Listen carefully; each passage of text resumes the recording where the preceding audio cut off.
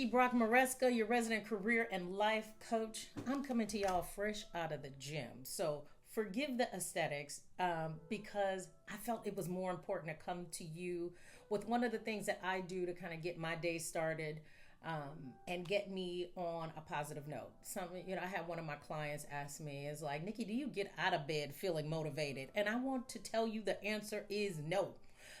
Most times mornings are tough because mornings in my house are extremely busy.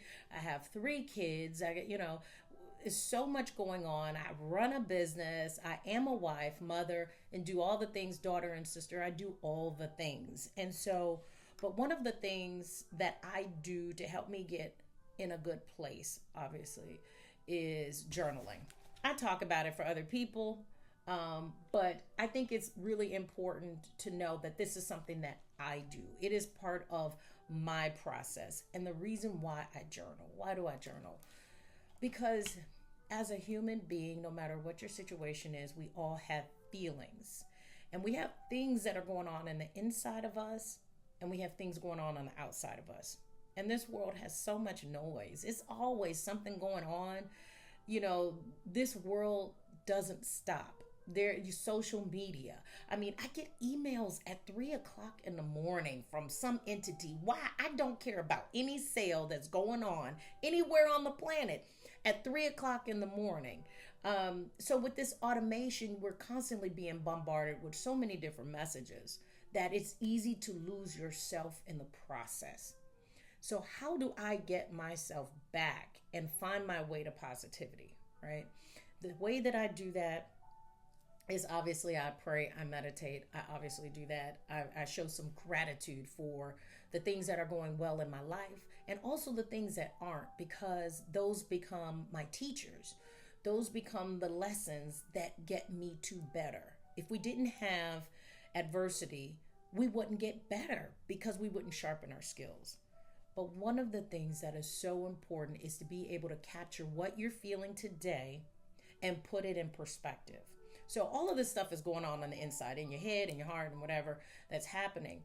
And it's important to get those things out. This is why I journal. I take my journal, I open it up, and I start free flow writing. However it is I'm feeling. And whatever I'm feeling, I put it on paper, and then those feelings become real to me in another way that they do inside me. When you can see your thoughts, when you can put words to your thoughts, now my feelings begin to evolve because I can sit and look at those feelings on paper and I can make a decision if those are really what's happening in me or they're just the results of perhaps fatigue. Maybe I didn't go to bed early last night. Maybe I went to bed late. Maybe I didn't have water. Whatever it is, I get to look at those feelings and now I get to determine what is temporary and what might be something very substantial that I need to address. But when it's on paper, I can start sorting through those feelings, organizing those feelings, and identifying what are my patterns. What are the things that I am consistently facing that I have not solved? Once I deal with those things, once I look at those things and I start to organize those things, now I see my patterns. That's nobody else's responsibility but mine. My spouse can't do that. My kids can't do that for me. Nobody else. I have to own the feelings that I have. And I have to start looking at where those feelings come from. And journaling is a great way to do that. Now, I'm not just talking about the stuff in our life that is kind of, chaotic. I'm also talking about the good feelings. Why do you feel good?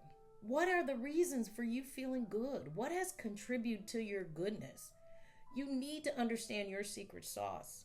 Why? Success leaves nuggets, right? Nuggets are important. And you want to pick up on those nuggets that have contributed to your success and your happiness and joy so you can repeat those things. Sometimes we start attributing our success and happiness to something that has nothing to do with it. But when we can build consistency around our success, then we can continue repeating those things, right? And so they're not always an uphill battle. But then the things that we are still in development, working on, those things we can take a closer look at also and find out the patterns around those things so that we can help those things change and we can close the gap on those things. But all of that starts with simply writing your feelings down. I'm going to be real with you.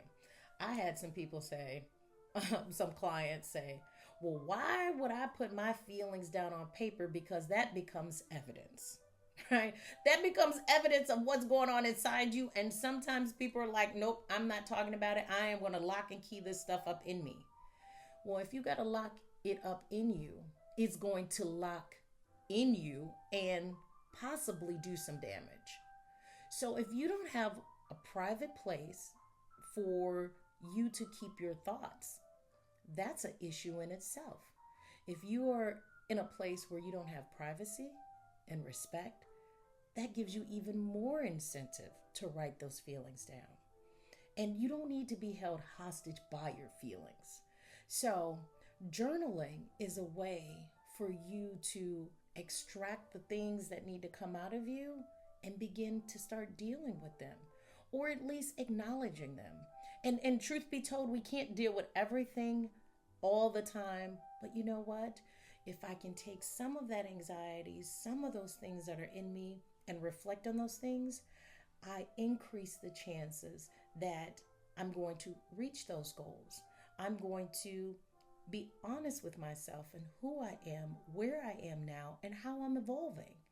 Because if you need to pivot, how will you know until you start looking at yourself honestly? So this is an invitation.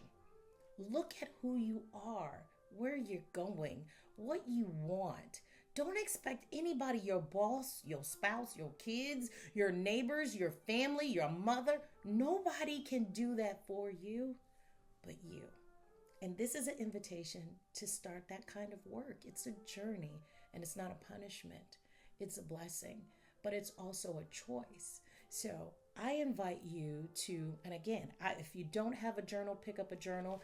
I do have a journal that I created because so many of my clients needed continuity in their process of writing those feelings, capturing those feelings. And I call this journal Bold Beginnings. And the reason I called it Bold Beginnings is because we can't creep into this next season of our life.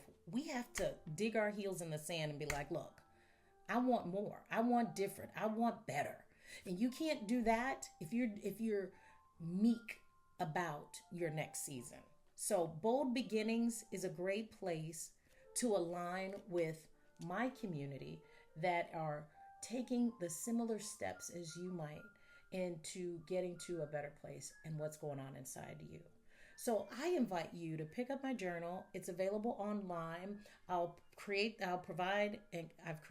and you provide the link for you to be able to access it easily, and I can send that out to you. But this is a way for you, again, to come into this journey, a new journey in your life, where we're going to start writing the next chapter. And we're not waiting for a magical day to start doing that.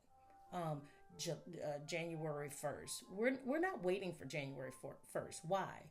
We don't want to squander not one day in where we could be building our next chapter. So this community that I'm building, that already are behind me, clients that I have, they're taking the challenge to start a bold beginning. And they are having successes. And I'm super proud of that. Because I'm with them on that journey. I'm with you on this journey. So start journaling.